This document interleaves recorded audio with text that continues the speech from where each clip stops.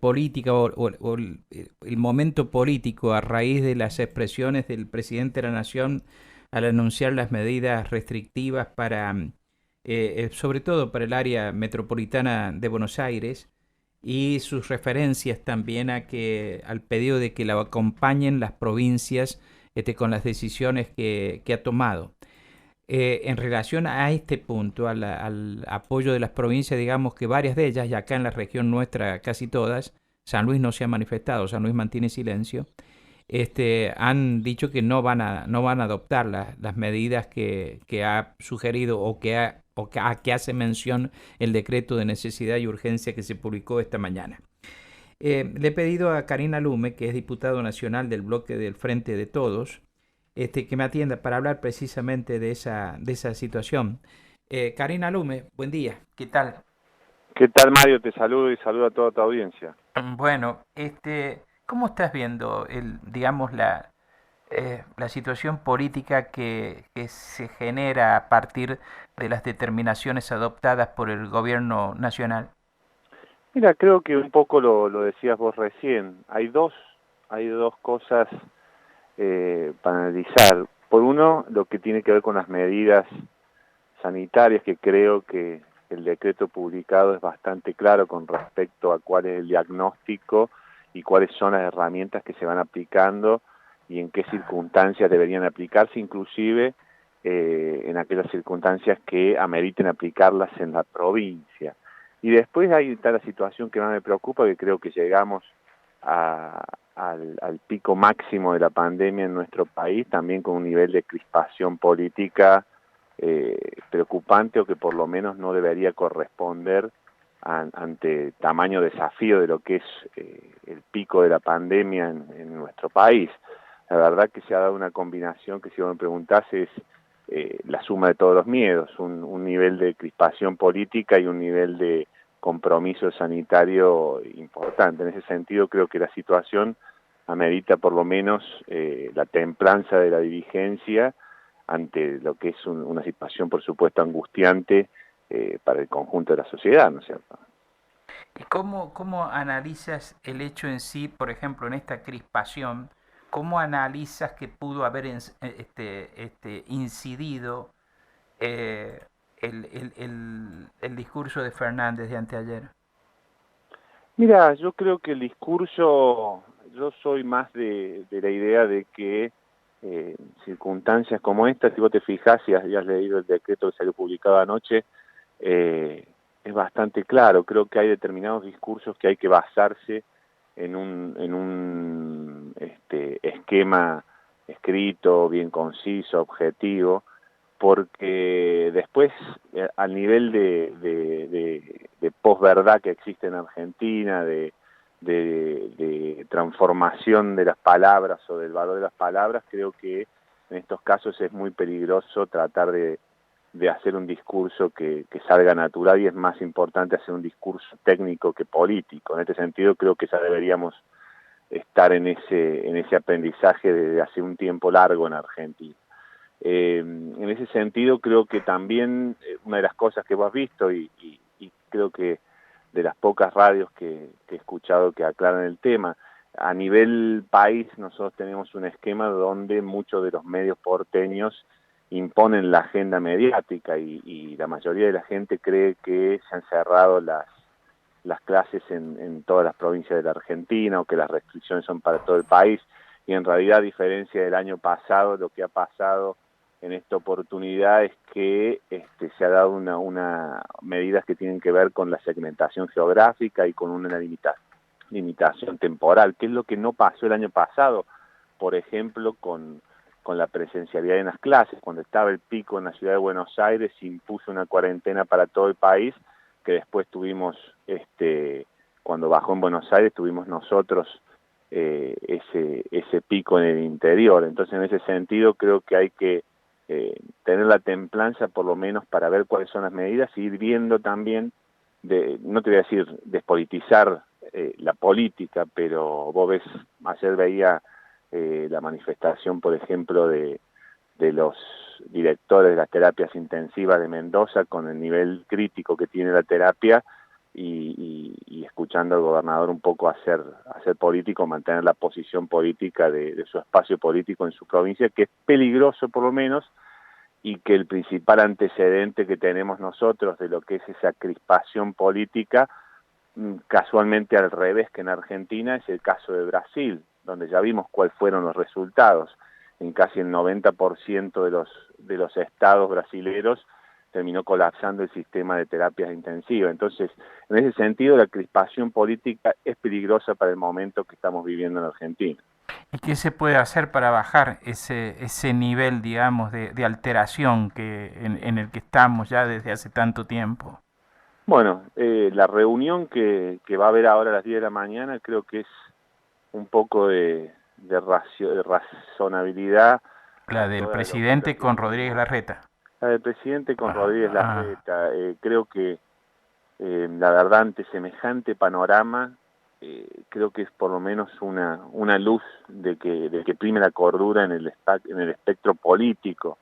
La situación en el AMBA es bastante grave, Mario. Yo estuve la última vez que estuvimos para la última sesión, la verdad que lo que tiene que ver con la circulación en el AMBA, la circulación parecía la fiesta del Santo de la Quebrada, cada vez que vos salís al centro en el AMBA. Entonces, a ese nivel de contagio, con ese nivel de circulación, termina siendo muy peligroso, inclusive para un sistema sanitario como es el de la capital federal, que es el mejor del país o el más preparado por lo menos. Si termina colapsando, la verdad que se van a ver imágenes que son las que no queremos ver y que ya sí han pasado en otros países. ujú. ¿Y qué pasa en el ámbito del Congreso de la Nación ante situaciones como esta? Más allá de lo que están refiriendo los medios, que además está muy difícil de hacer un seguimiento, digamos, con objetividad de las cuestiones. ¿Qué pasa realmente en el ámbito del Congreso Nacional entre las distintas fuerzas políticas, más allá de cómo se manifiesten después afuera? Mira, en el Congreso lo que se ha logrado es establecer en definitiva un protocolo que nos permite ese funcionamiento mixto que tiene que ver con cuidar también a aquellos diputados que tienen mayores riesgos y la presencialidad de aquellos que tal vez tenemos menos riesgo frente a este virus. Y acompañando también con la dinámica de lo que son el trabajo en comisiones a través de la virtualidad también mixta, pero que nos permite al diputado del Interior tal vez poder participar en las comisiones e inclusive a los invitados de las comisiones.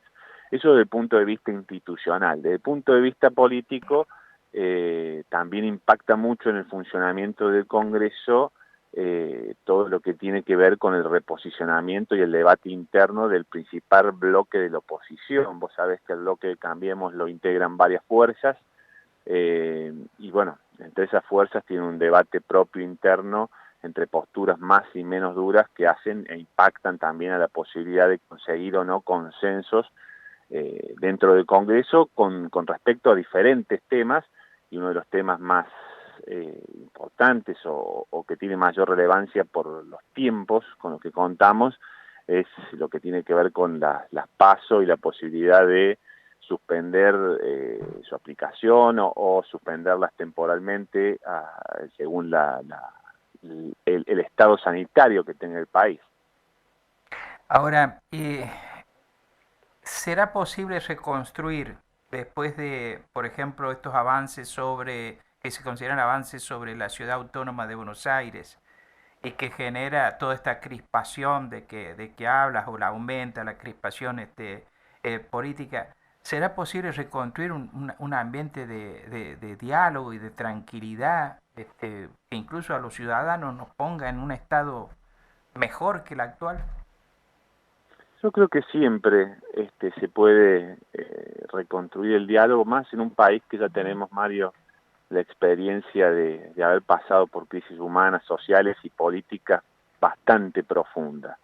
Lo que creo que a nuestro país le genera un clima también de incertidumbre es que cada 7 meses estamos pensando de nuevo en la próxima elección. Eso genera un nivel de inestabilidad y vos fijate al nivel que hemos llegado de crispación, que cualquier acuerdo se ve mal visto como un acuerdo a espaldas de la sociedad. Si las fuerzas políticas coinciden en un tema, pareciera que alguien está dejando de lado los principios por los cuales fue votado. En ese sentido, creo que no solamente tiene que haber un crecimiento de la clase política, sino también tiene que haber un crecimiento social que nos permita darnos cuenta que en determinados temas en este país, una vez y para los próximos 50 años debemos encontrar los acuerdos mínimos para ponernos metas en común que nos permitan alcanzar objetivos, si no es un renacer permanente con el cambio de los gobiernos. Fíjate, son muy pocas las políticas que podemos nombrar de continuidad entre un gobierno y otro,